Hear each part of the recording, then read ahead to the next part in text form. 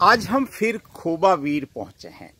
श्री खोबा वीर भगवान पहुंचे हैं, मंदिर में पहुंचे हैं, जो मंदिर अपने आप में बहुत अद्भुत है। मंदिर की लोकेशन की बात करें तो ये यहाँ सुनसान एरिया है।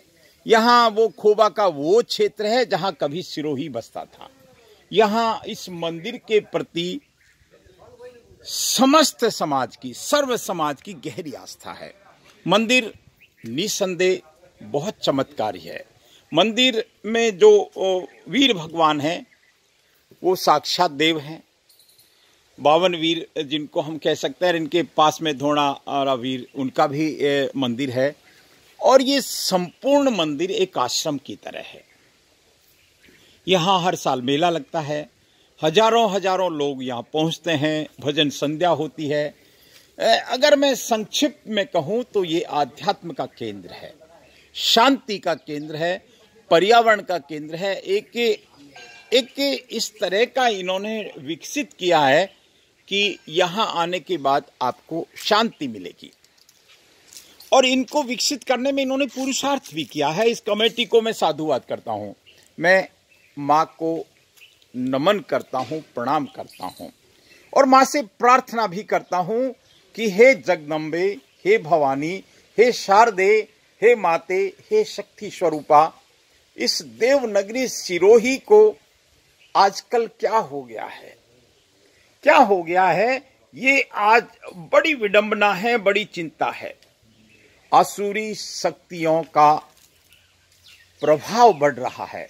मैं जिस मंदिर में खड़ा हूं, यहां पिछले कुछ दिनों से लगातार कुछ अशुभ घटनाएं हो रही हैं। मैं उनके बारे में थोड़ा विस्तार से बताऊंगा आपको, लेकिन उससे पहले हम भगवान के दर्शन करें।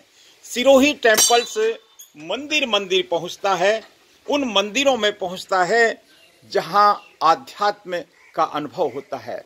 श्री वीर भगवान, श्री खोबा वीर भगवान, ये आप तो समर्थ हैं।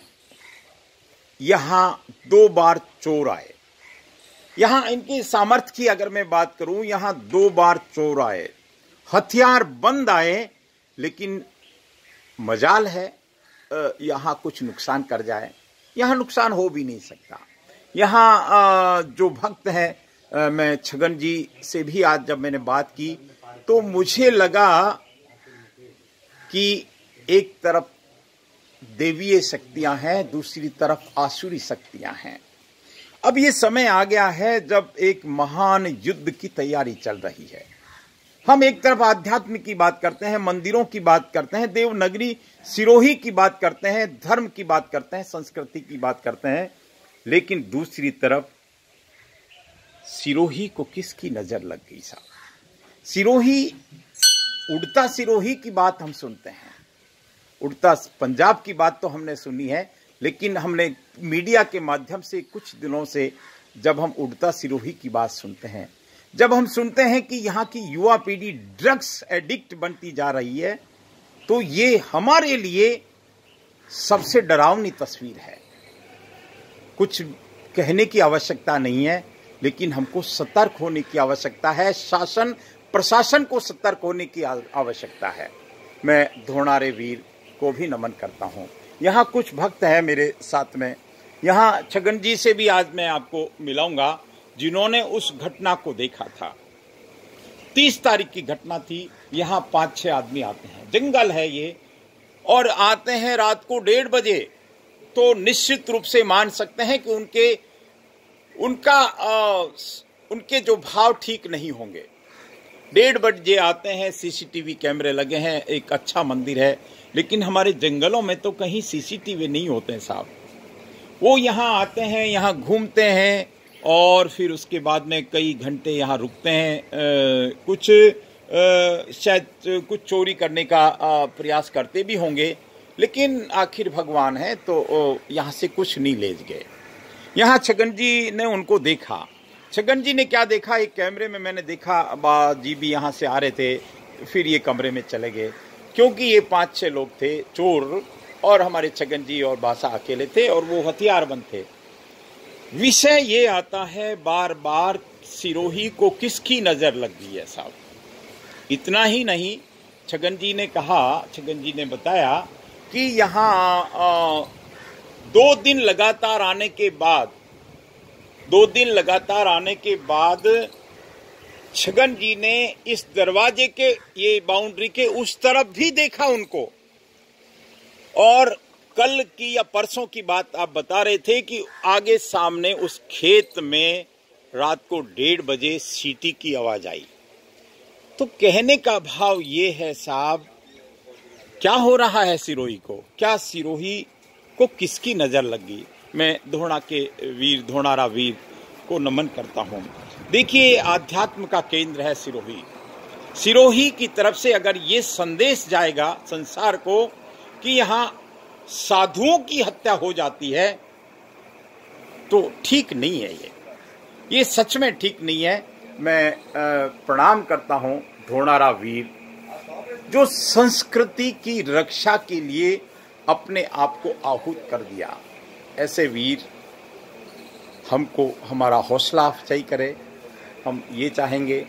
मैं एक बात और कहूँगा,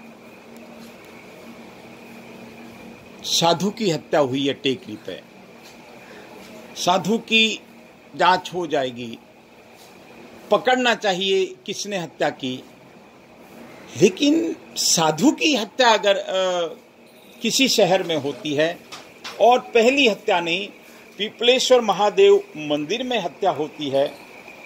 इसी टेकरी पर एक और संत रहते थे कभी, आज से 20 साल पहले, प्रकाश नाथ जी, एक युवा संत थे, उनकी हत्या हो जाती है। तो ये सिरोही के लिए ठीक नहीं है। ये सभी भक्त लोग हैं, ये यहाँ नियमित रूप से आते हैं और इनकी इस मंदिर के प्रति आस्था भी है। और इन्होंने पुलिस विभाग को ज्ञापन भी दिया है निश्चित रूप से, और एक अपील भी की है कि इस तरह की घटनाओं की पुनरावृत्ति नहीं होनी चाहिए।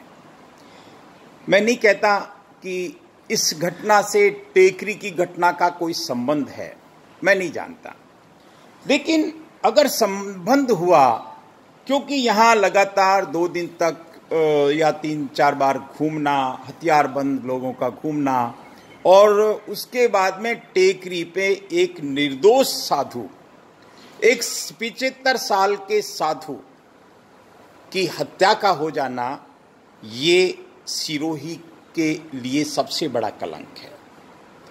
सिरोही के लिए इससे बड़ा कोई कलंक हो नहीं सकता कि सिरोही में, देवनगरी सिरोही में, जिसको देवनगरी का दर्जा प्राप्त है, जिला मुख्यालय है। मेरे साथ में बासा है। बासा, आपका जो भी नाम है, अभी जो आपने देखा यहाँ खोबावीर में हुआ, आप क्या कहेंगे इसके बारे में? रात में 3 तलवार ले लेन चोर, तब एक आदमी क्या करे?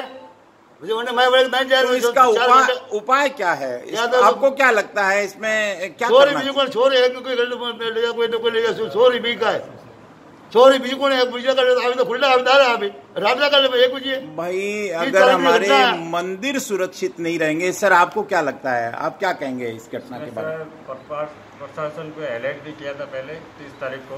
अच्छा, 30 को भी आपने कह दिया था, ठीक है। उसके बाद 2 दिन बाद वापस हो गया था, 2 दिन बाद वापस आए थे तो उसके बाद भी एसपी साहब को अलर्ट कर दिया था जी। उसके बाद भी प्रशासन के लापरवाही की वजह से वो साधु की मृत्यु हो गई। भाई देखो, साधु की मृत्यु होना, और मैं तो कह रहा हूं कि शरीर को छोड़ जाना है, मृत्यु जीवन का अंतिम सत्य है, लेकिन मृत्यु का इस तरह से होना ये समाज के लिए ठीक नहीं है। सर आप कुछ कहेंगे इस घटना के बारे में? इसमें ऐसा है कि हमने जैसे ही पहली वारदात हुई इनकी 30 तारीख की नाइट को, हाँ, तो 31 तारीख को सुबह हम थाने में इसकी रिपोर्ट दी, हमने जी पूरी जानकारी दी जी कि ये इस 6 जने लोग थे।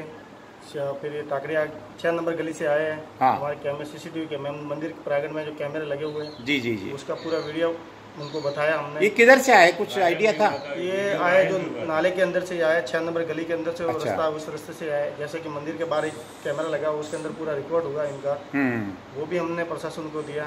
फिर प्रशासन ने, उन्होंने बोला कि कार्रवाई करेंगे हम जी जी। उसके बाद इन्होंने कोई कार्रवाई की या ना की, लेकिन फिर 2 तारीख को नाइट को वापस इन्होंने वारदात की। तो उसके अंदर ये हथियार लेके आए थे इनको भंडारा काटने के लिए वो कैलेंडर, लेकिन भंडारा खोबा वीर के आगे उनकी पेश नहीं खाई। वो फिर हाथ में तलवार भी थी उनके। फिर जैसे उनको देखा उन्होंने कि मंदिर में कोई हलचल है, कोई और इंसान बैठे हुए हैं, हाँ। तो पुजारी वगैरह जो थे यहाँ पे, हाँ।